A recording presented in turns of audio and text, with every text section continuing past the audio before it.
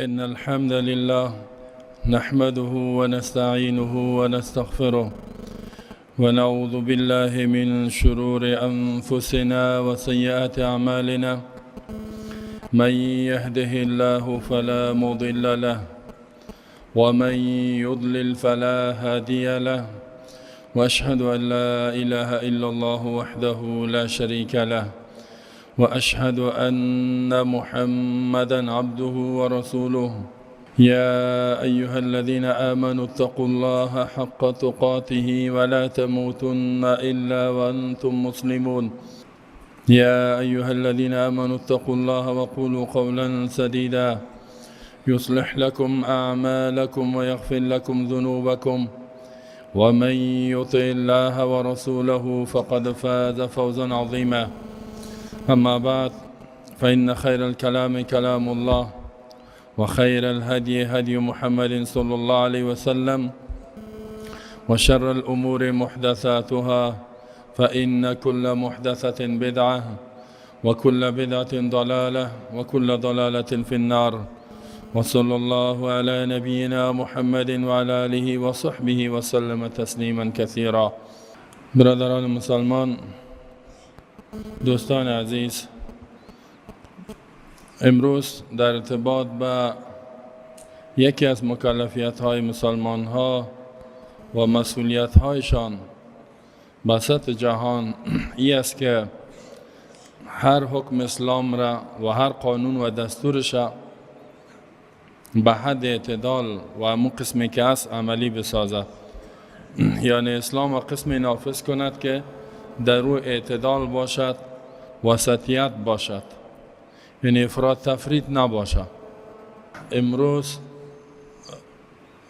بحث می شود که ما اسلام معتدل می خواهیم.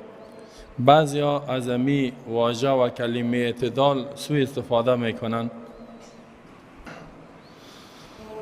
تعبیر کسایی که به اسلام درست باور ندارند هدفشان از اعتدال است که کم کردن اسلام، یعنی بسیار احکام و قوانینش معطل کنند، در حالت تعطیل قرار بدن، عملیش نکنند.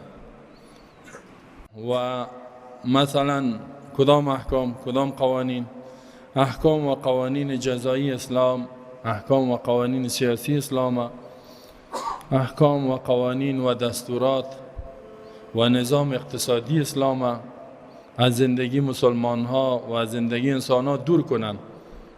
و همین قسم حتی احکام و قوانین خانوادگی و فرهنگی اسلام میخوان که ایرا دور بکنن و نامش باز وسطیت میمانند. میگن که ما حالت وسط میخواهیم، یعنی میخواهیم حالت اعتدال. اینمی اسلام وسط است، اینمی اسلام معتدل است. همیشه که میبینین شما میگن ما یک اسلام معتدل میخوایم. معتدل چی معنا؟ قوانین و حدودی که دنیای کفر او را نمیپذیره، اونو چیز نباید در زندگی ما تطبیق شود و ما خواهان از او باشیم. زیرا اگر این چیز بخوایم باز میگم ما مسلمان ها تنها میمانیم. دنیا ما را نمیپذیره، دنیا ما را نمیخواهد، دنیای کفر میگه.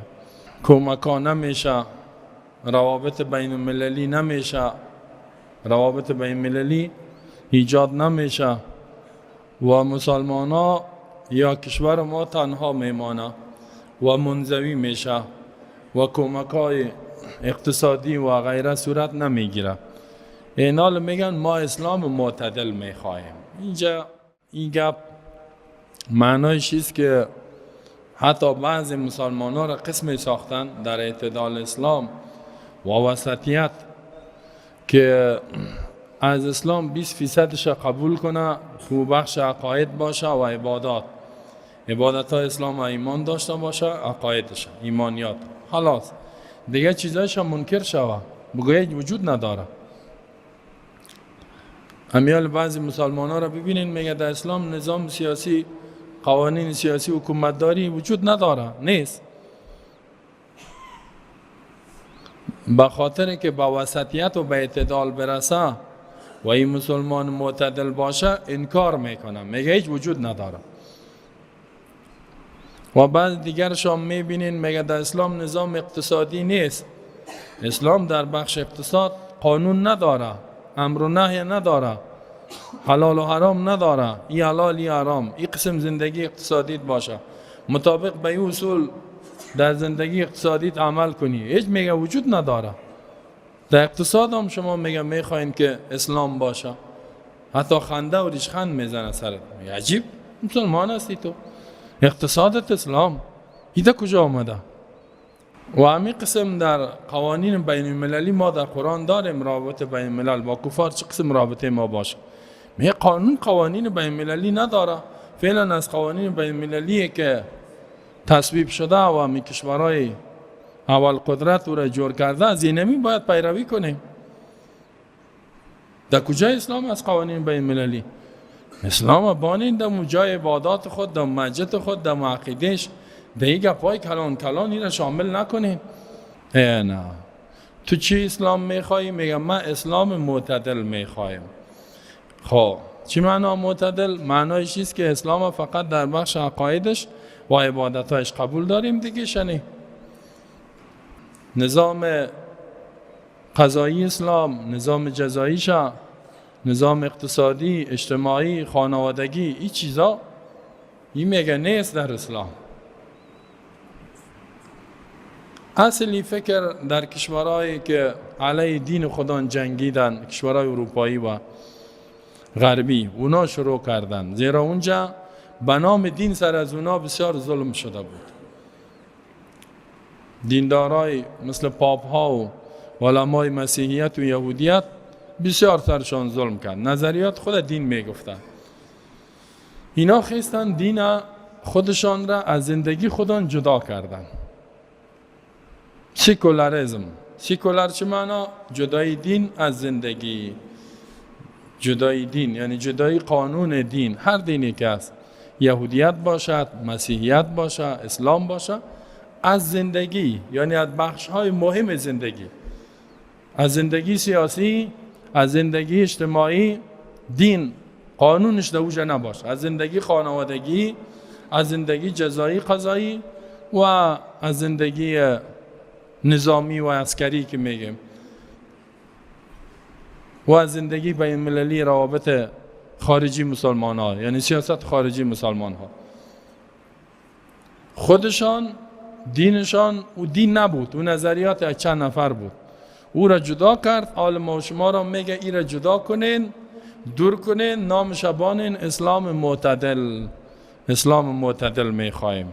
ما یک مسلمان معتدل هستم. یکی خوینی بخش هست که کسایی که عقیده دارد این خو در ایمان داخل نیستند. کسی که در قبول کردن اسلام، ایمان به اسلام و قرآن فیصدی تعیین میکنه، یا را تفریطی ها میگن، ایمان نداره. میگن من اسلام و تنها عقایدش قبول دارم، بخش عقیده و عقیده دیگه چیز داشته باشی نداشته باشی، و یگام عبادت های خاص که در مکان خاص باشه که در مسجد، خلاص دیگه ش قبول ندارم. این آدم مسلمان نیست.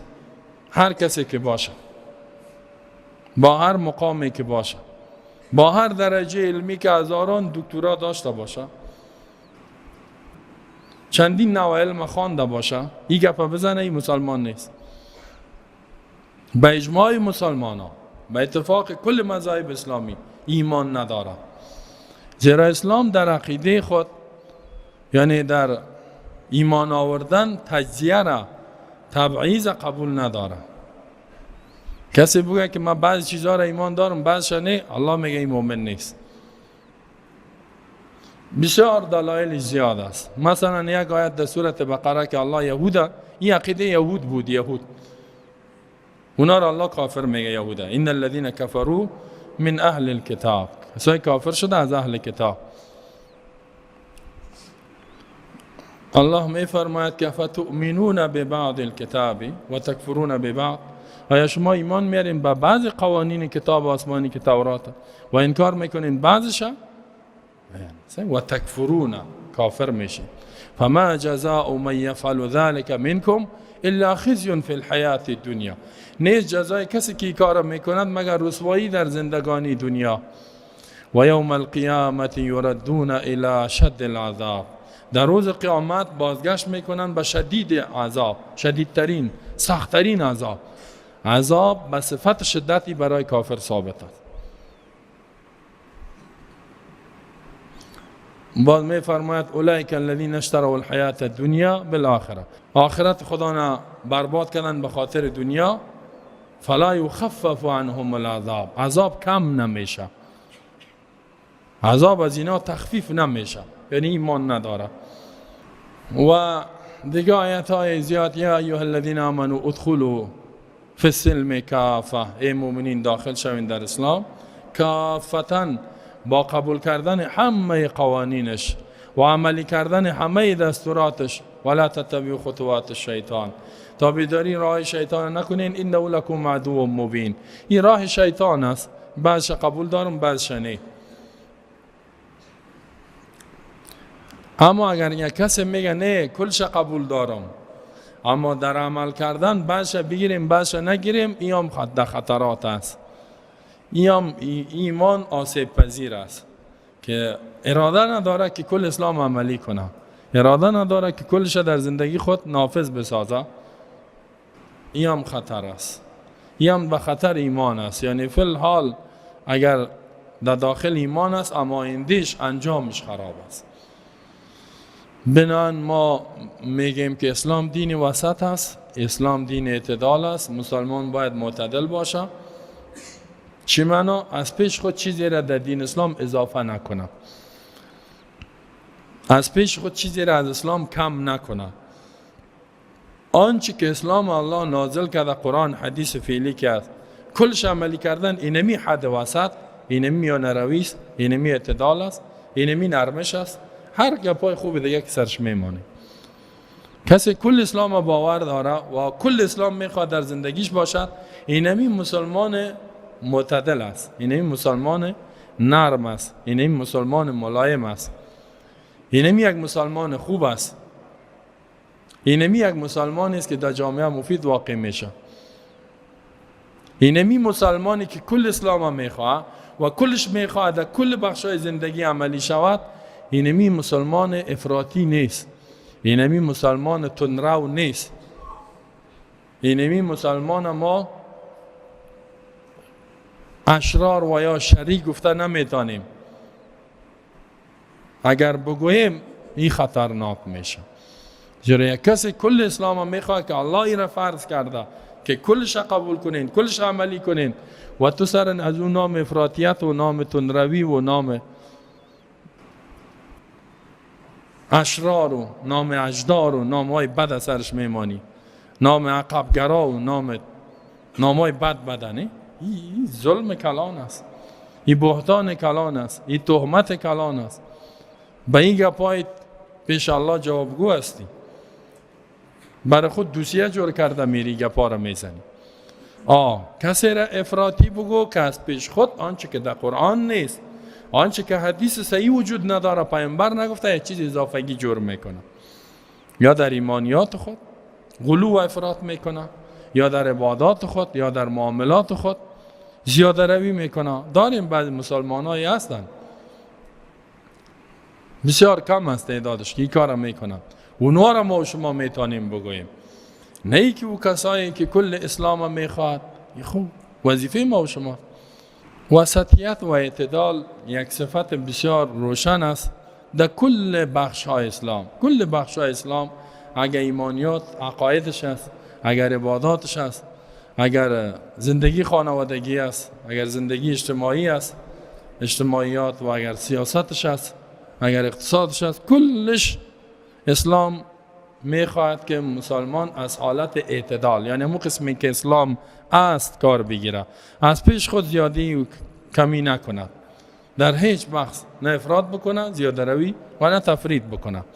اسلام کسایی که افراط کرده در بخش عقیده یا در بخش قانون یا در بخش مکلفیت ها یا در بخش شهادت، در بخش امر بالمعروف نهی از منکر، حتی در باب جهاد فی سبیل الله افراط کرده باشه، یا در معاملات کلش اسلام تقبیح کرده، منع کرده، مانع شده. پیامبر صلی الله علیه و در زندگی خود منع کرده بود.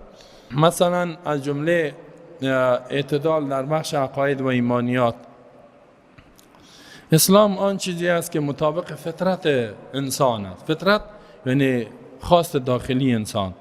اگر یک انسان بیاد اسلام صحیح گوش کنه، عمیق بشنوه، این چیزی است اسلام قسمی بیان میکنه که رگ رگ وجودت میپذیره. بخش ایمانیاتش ضدی و انادی نباش. ای تو نامده باشی که هر گپی گفته شد با من ردش میکنم. نه، به این خاطر بیایی نیت و اراده تمی باشه که هر آنچه حق است میپذیرم، هر آنچه مطابق فطرتم است میپذیرم. این نمیست که اسلام وقتی بیان شد وجودت میپذیره، وجودت تو را جذب میکنه. زیرا اسلام دین فطرت است، یعنی دین خواست داخلی است.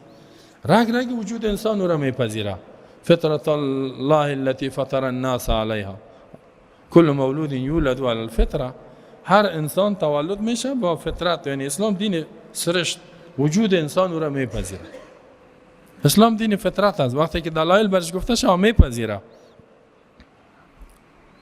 افراط زیاده روی را تقبیح میکنه اسلام، تفرید کمی را هم تقبیح میکنه و متوسط است در بین افراط نصارا و یهود.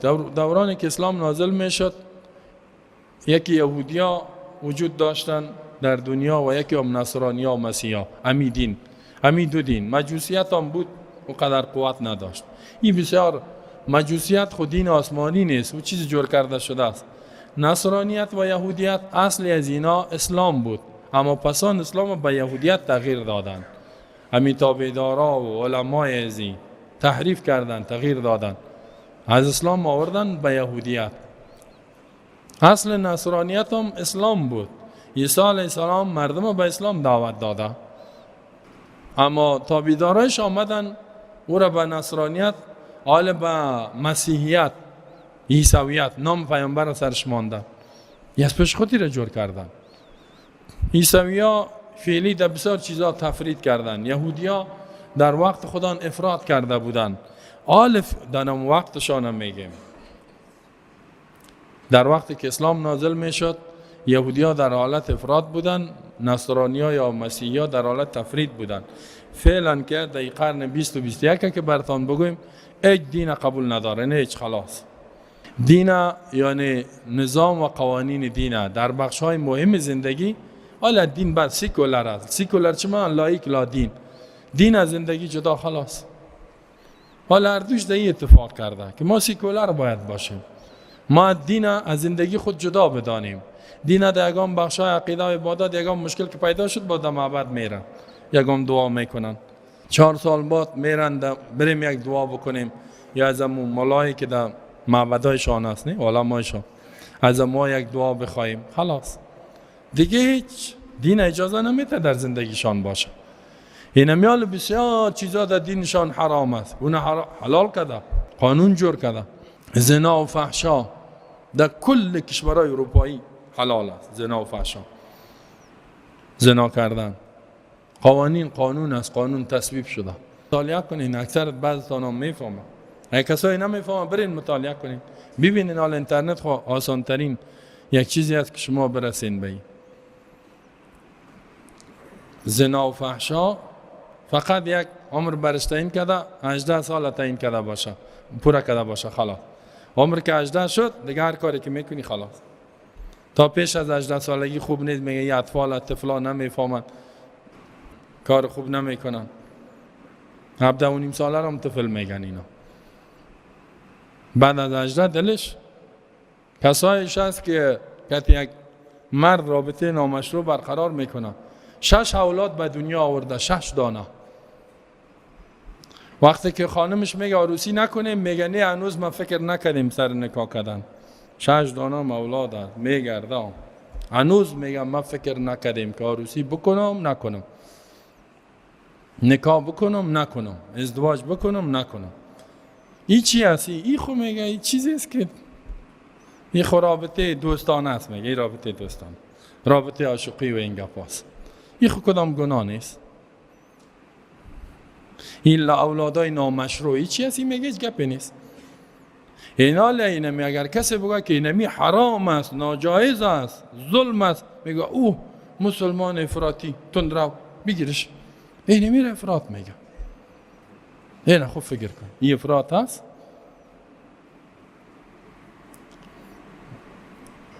سود خوردن ای خو کل کار و بار کافر سود حرام خوری است. سود بخور.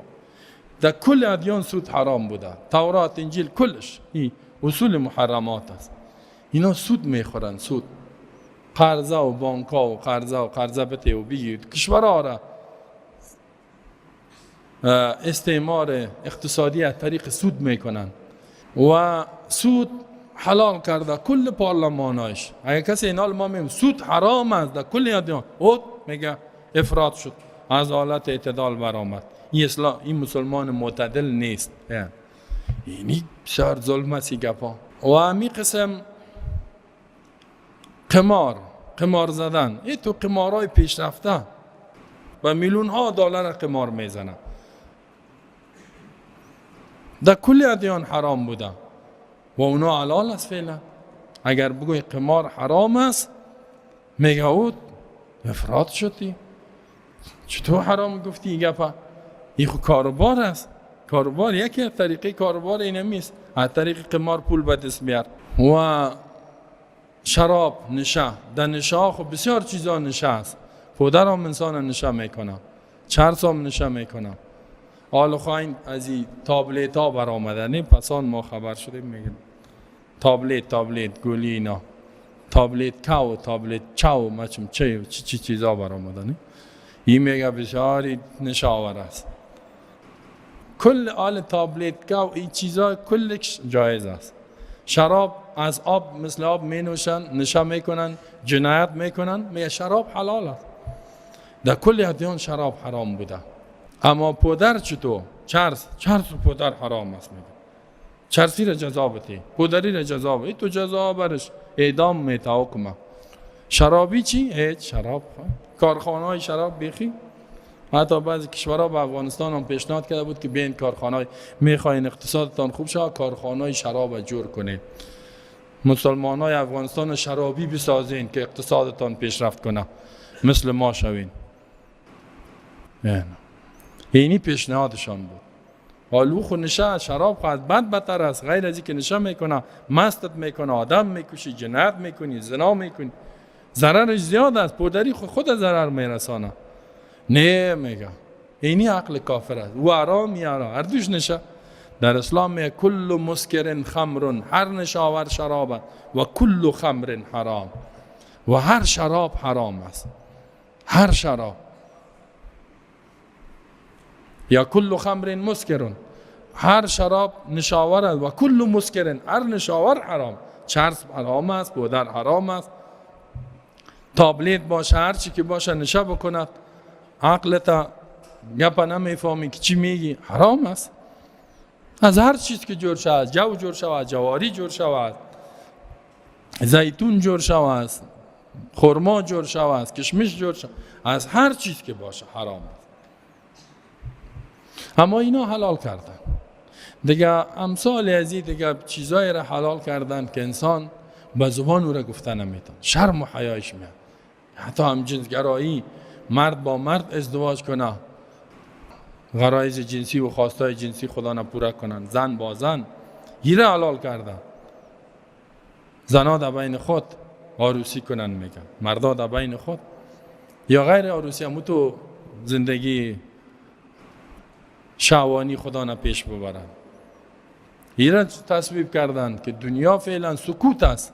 حقوق بشر که میگه اعلامیه جهانی حقوق بشر نه، اگر قرار باشه همجنسگرای چی میخوام؟ میگه کل مردا در کل دنیا در بین خود عروسی کنن، زنا در بین خود. اگر میگه باشه نه، 100 سال بعد کل انسانیت میمره دیگه، خود تولید و نسل پیدا نمیشه. از دو مرد از دو زن اولاد به دنیا نمیاد. یا اینمی تو نسل انسانیت هم میخواه از بین ببره با قانون خود.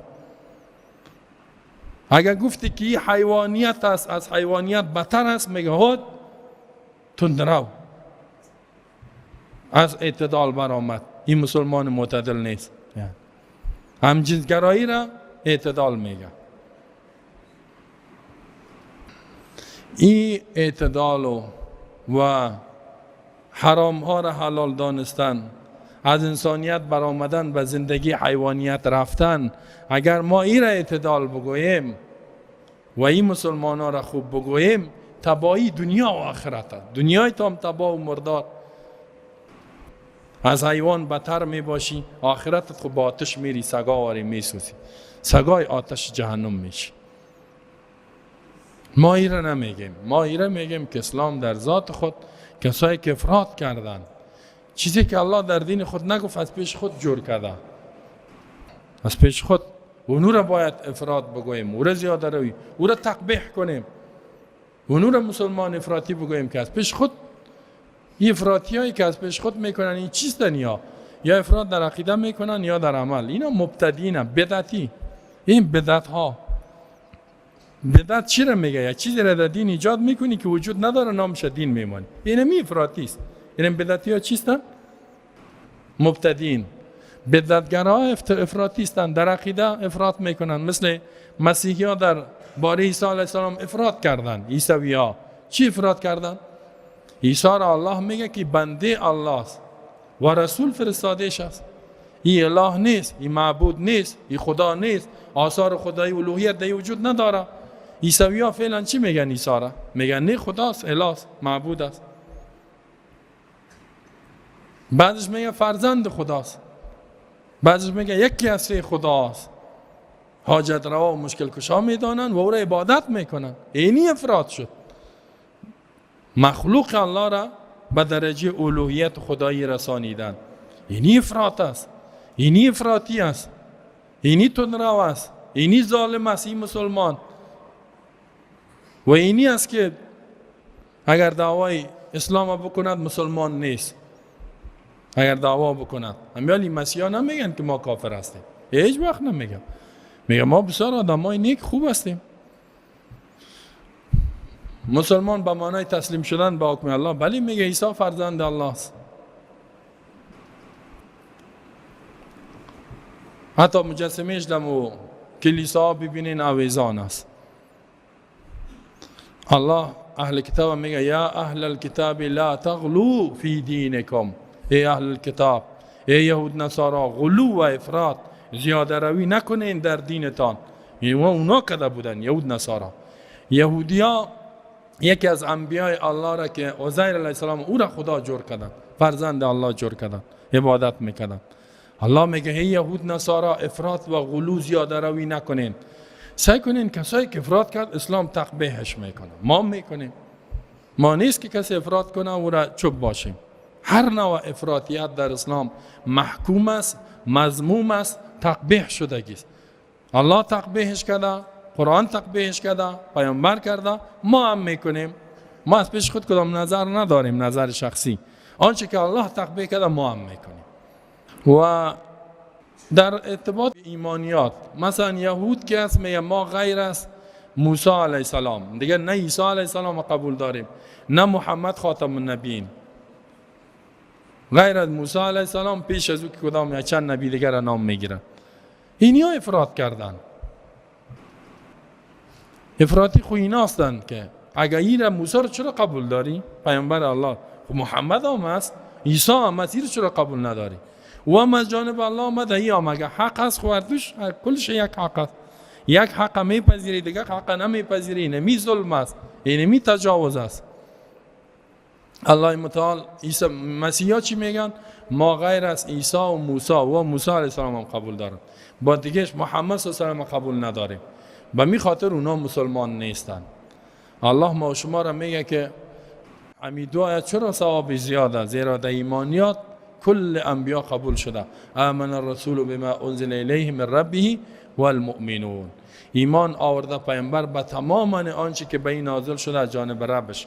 یعنی خود پیامبر به قرآن و سنت ایمان داشت. والمؤمنون، کل مسلمان ها ایمان آورده. کل آمن بالله و ملائکته و کتبی و رسولی.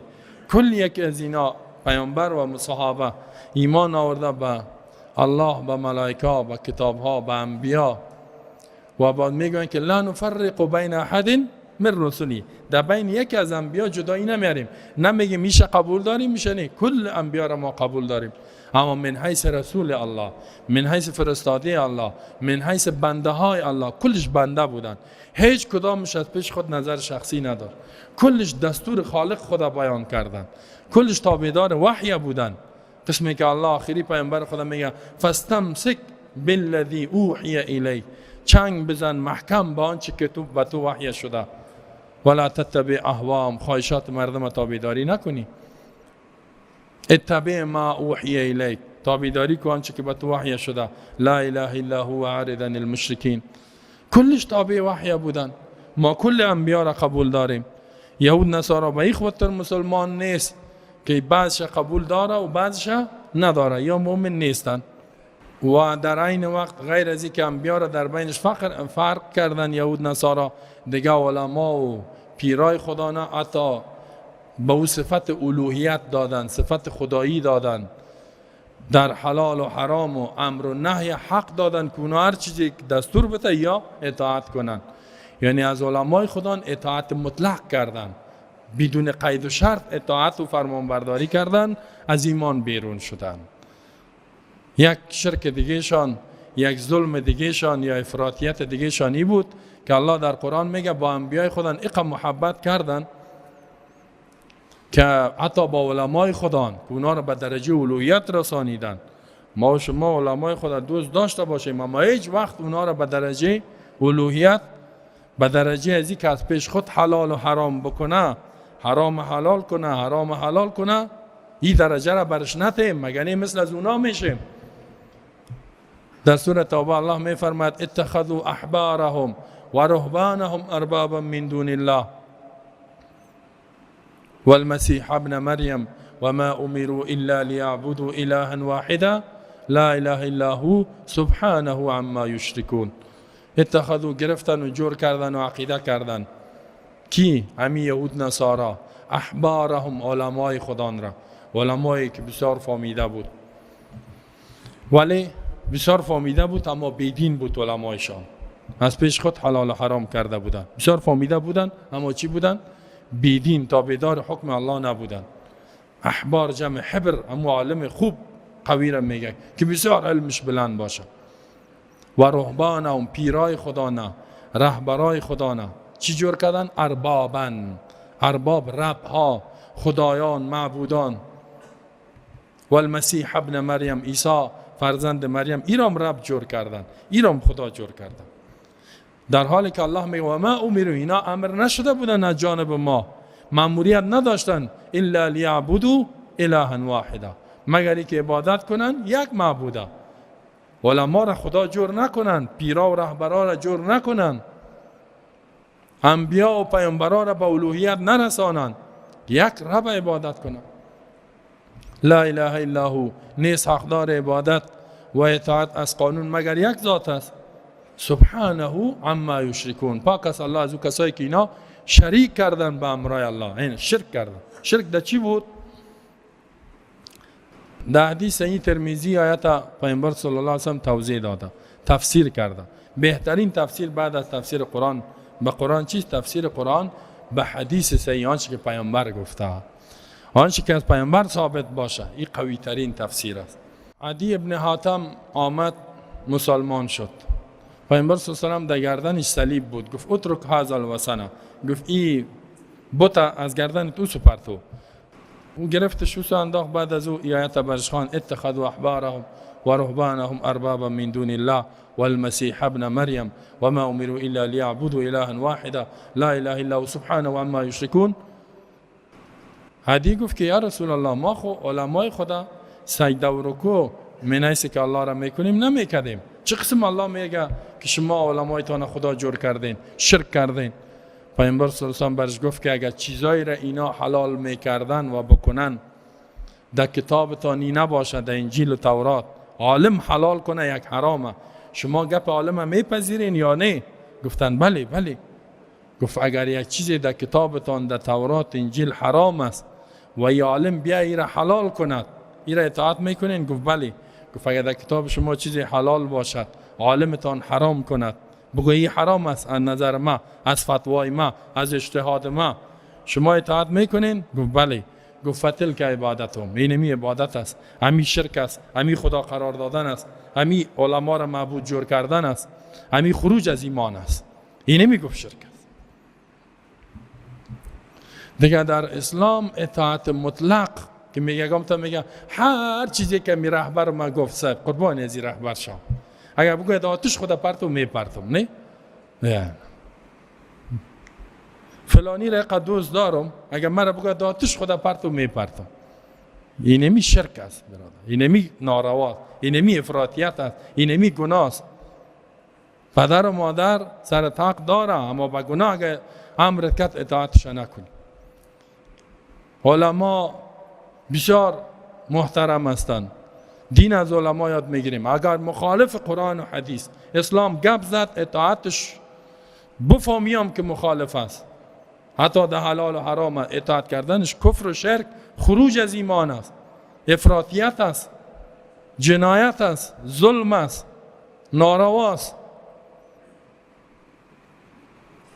شوهر بسیار حق داره، بعد میگه شوهر من دوست دارم، یکم تا میگه خانم من بسیار دوست دارم، با او اندازه دوست داشته باشی که از ایمان بیرون نشی، مخالفت از حکم الله و رسولش نکنی. محبت افراطی حرام است در اسلام، اطاعت افراطی هم حرام است. اینمی قسم در کل گپا. حتی پیامبر صلی الله علیه و سلم یکم دفعه اشتباه میشد، صحابه پرسان میکرد.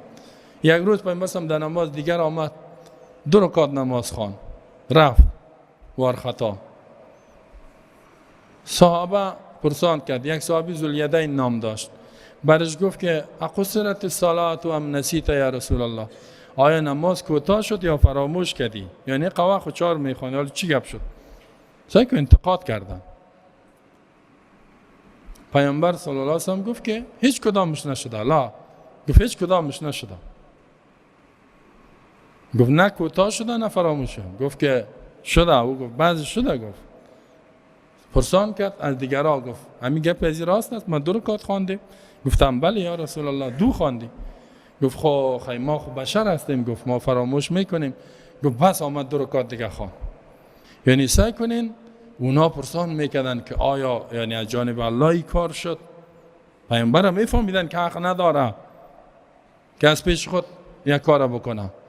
اقصرت الصلاة از جانب الله کوتاه شد یا فراموش کردی؟ چی گپ است؟ چرا تغییرات آمد؟ اینقدر یعنی ایمان داشتن. حالا چی میگه؟ هر چیزی که مولای مسجد ما بگه است، ما در مذهب مولای مسجد هستیم. حالا مولوی صاحب ما هر چی که گفت که بگه جانتان بته میتم، گو گوسفندت بکش میکشم. نه، این نامش مانده دین. نه، حالا مولوی صاحب اشتباه میکنه یکم دفعه. رهبرای ما صاحب هر چی که گفت 40 سال شد ما در تنظیم هستیم، حالا نمیتونیم میره الا بتیم. چرا تو هستی؟ تعهد با کسی که میکنی، حتی رسول الله صلی الله علیه و سلم از صحابه که بیعت میگیره با اطاعت خود میگفت که علیکم، حالا شما لازم السمع و الطاعه، شنیدن و اطاعت کردن فی معروف، در آنچه که نیک است، در آنچه که مشروع است، در آنچه که جایز است، نه در ناجایز. در ناجایز اگر یک کسی یک جماعت جور میکنه و تعهد میکنن که اینی کلان ما، از او کلان تا وقت اطاعت میشه که به گناه نره، به ناروا نره، به بیراه نره. اگر رفت باز اطاعتش نکنی، اگر کردی فهمیدی خوی خروج از ایمان است. بنان مسلمان افراطی اینی مردم است. دیگه همین قسم دوستا پیامبر صلی الله علیه و سلم میگه با انبیایتان لا تطرونی کما اطرت النصارى، میگه که در حق ما غلو افراد نکنیم مثل کیسویا با مریم با عیسی علیه السلام کردن، اون را خدا جور کردن. ولکن قولوا عبدالله و رسوله فانما انا عبدالله، ما بنده الله و رسولش هستم. در کل کارهای ما، در عبادات ما، در اطاعات ما، در عبادت هم میتونه کنیم که یکم تا میگه که من به خاطر عبادت زن نمیگیرم، نه ازدواج نمیکنم. بعضی افراطی ها داریم در بخش خانوادگی. چی میکنی؟ چرا عروسی نمیکنی؟ هم در مرداست هم در زنا، هر دویش هست. در زنا افراطی داریم، عروسی نمیکنم. میگم من مدرسه دارم، دعوت میکنم، 24 ساعت مصروف هستم، اگه عروسی کنم کی درس بده خانم را؟ نه، از پیش خود دین جور کرد. نه، حال تو را کی میگه که مدرسه جور کو؟ تو را کی میگه که عروسی نکو؟ تو کدام پیامبر زن تیر شده؟ چرا همی زنها نبی نبوده، انبیا نبوده؟ مکلفیت توی است که بالغ شدی یک ذره علم یاد بگی، ازدواج بکو، عروسی بکو، برو شوهرت، فامیل شوهرت، خانواده تا دعوت بده، خیشای از او را دعوت بده. من زمین صبح که میبرم تا 7 شب در درس هستم، تو را کی میگه که درس بده؟ الله گفتید، پیامبر گفتید، قرآن گفتید. تو مکلفیت تیست که عروسی ازدواج کو، مجرد نگرد. اگر نه باز فساد میکنی، نام از او را دین میمانی. نامش چی میمانی؟ دین مرا گفته دعوت بده. بعضی دینی افراطیت نسی نمی، دینی مصیبت گرفتاره. بعضی مردا را هم ببینی والا مشکلات است، زمانه معلوم نیست، حالات معلوم نیست، جنگ ها است، ما عروسی نمیکنیم، ببینیم چی گپ میشه. تو را چی میگه پا؟ چی گپ میشه؟ عروسی بکو که مجرد نموری. مجردی پیش الله چی جواب میدی؟ الله میگه نکاح فرض بود، تو چی میگی؟ نکاح خو فرض است، نکاح واجب است. چرا میگه پیش ما مجرد آمدی؟ تو چی جواب میدی؟ میگه والا ناامنی بود، تی بود، تو بود. بعضی دیگه گپای دیگه خود زده. دیگه دوستا افراطیت در همه بخشش تقبیح است. البته افراطیتی که واقعی است و کسایی که اسلام افراطیت میگن اونا در توبه بکنن، پشیمان شون، صحیح ایمان بیارن. در غیر از او پیش الله ما شما کل ما مرگم معلوم نیست، رفتنیستیم و جوابده اعمالش هستیم، اعمال خود جواب میتیم. باید پیش الله قسمی بریم که هیچ نوع گناه در وجود ما نباشد، از هر گناه توبه کرده باشیم، استغفار گفته باشیم و به کل اسلام عمل کرده باشیم. الله بر ما شما توفیق عمل نصیب کنه. بارك الله لي ولكم في القرآن العظيم ونفعني وإياكم بالآيات والذكر الحكيم إنه تعالى جواد كريم ملك بر ورب الرؤوف الرحيم.